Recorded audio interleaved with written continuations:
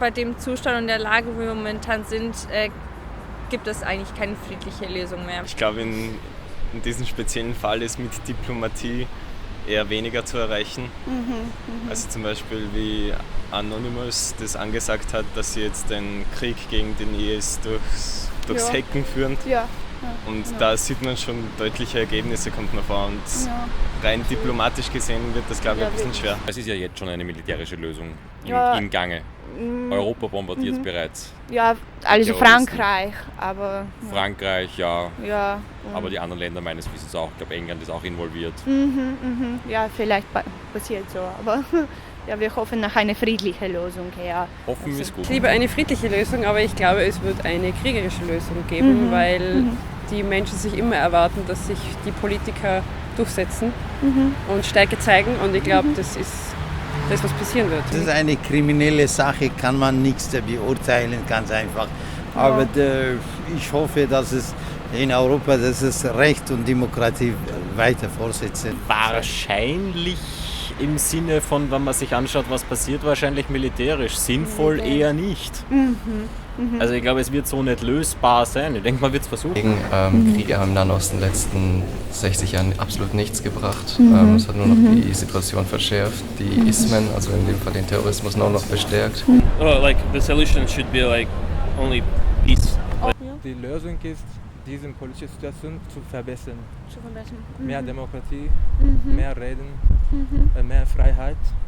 Die Lösung ist nur das. Ich glaube nicht, dass eine militärische Lösung den Frieden herbeiführen kann. Es kann nur passieren oder es kann nur sein, dass sich alle Weltmächte an einen Tisch setzen. Und man wird wahrscheinlich auch Assad müssen mit einbeziehen, weil es geht einfach nicht ohne ihn. Und versuchen dann einen Konsens zu finden. Es wird ein langwieriger Weg.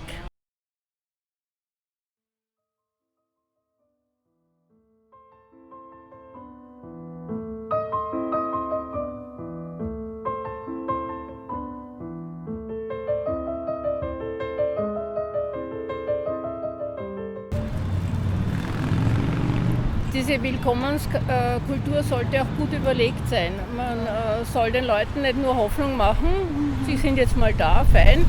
Aber ich befürchte, dass ein großer Frust kommen wird nach einer Zeit, weil ihre Wünsche oder ihre Vorstellungen einfach nicht in Erfüllung gehen. So wie sie sich das vorstellen, so können sie nicht in Erfüllung gehen. Und man sollte daran arbeiten, dass man nicht nur sagt, ja, fein, ihr seid da, aber auch wirklich sich überlegen, was mache ich jetzt mit den Leuten. Das ist eine spannende Herausforderung und Europa wird sich schwer tun, diese Herausforderung zu meistern. Ich denke mir, wir sind reich genug, um das mit den Menschen zu teilen, die aus einem Krisengebiet kommen. Allerdings denke ich mir schon, dass es eine Regelung braucht. Also dass es nicht sein kann, dass das einfach völlig unkontrolliert passiert. Und auch die Frage ist, inwiefern dann sollte es wieder Frieden geben in deren Heimat, dann wieder. Aber ich denke mal, die Menschen werden auch wieder zurück wollen, ne, wenn es geht. Also sei denn, es dauert sehr lange, dann sind sie da verwurzelt. Ne? Also ich habe damit kein Problem, sagen wir so. Meiner Meinung nach brauchen wir es einfach. Vor allem dadurch, dass es deutlich mehr ältere Leute gibt und Familien kleiner bleiben, nur im Durchschnitt ein Kind haben pro Familie, brauchen wir es einfach auch nur, um die Wirtschaft im Laufen zu haben. Und ich glaube auch, dass jetzt, weil man immer über das Flüchtlingsproblem spricht, dass wir auch das in den Griff bekommen, wenn die Europäer auch auf die Flüchtlinge zugehen und ihnen helfen, dass sie sich in unserer Gesellschaft einbringen können. Ich finde, man sollte nicht gleich die Vorurteile haben. Also ich finde, es ist eine große Bereicherung für Europa auch. Und Europa hat es auch mehrere Male geschafft, Flüchtlinge aufzunehmen. Also die Leute von dieser Seite kommen hier wegen diesem Terroranschlag. Ja? Ja, genau. Also die Leute kommen hier für Reden und Freiheit. Und wenn Europa auch macht gegen für diese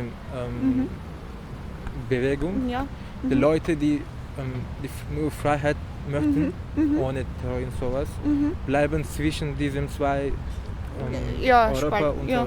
Wir müssen diese Leute, die nur Freiheit und Leben möchten, hier lassen, kommen lassen, aber mit natürlich viel Sicherheit und Kontrolle. Okay, wir müssen das nicht stoppen. Ja. Nur mehr Kontrolle, aber auch nicht wenig Freiheit.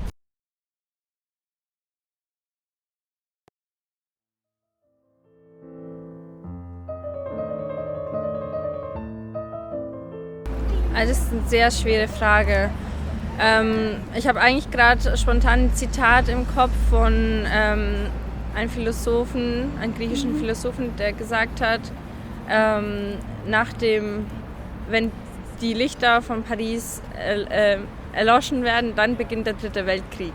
Ja, wenn die politische Situation geht so, in diesem Land, in Middle East Länder geht so, es wird immer schlechter gehen. Es wird immer so schlechter gehen. Die Lösung ist nicht militärisch. Bomben. Einen von dort, einen von hier. Ja. Das ist nicht die Lösung. Okay. Nicht in 3 Jahren. Wenn es geht so, in 15 Jahren, es geht immer schlechter. Okay. Also wir können in Europa nicht spazieren, nicht fortgehen, Konzert schauen. Es wird immer chaotisch und stressiger. Das ist nicht Leben. Ja. Wir müssen alles auf den Tisch reden und die politische Situation in diesem Mitteleuropa verbessern. Die Tendenz ist eher zu Staatsgrenzen dicht machen.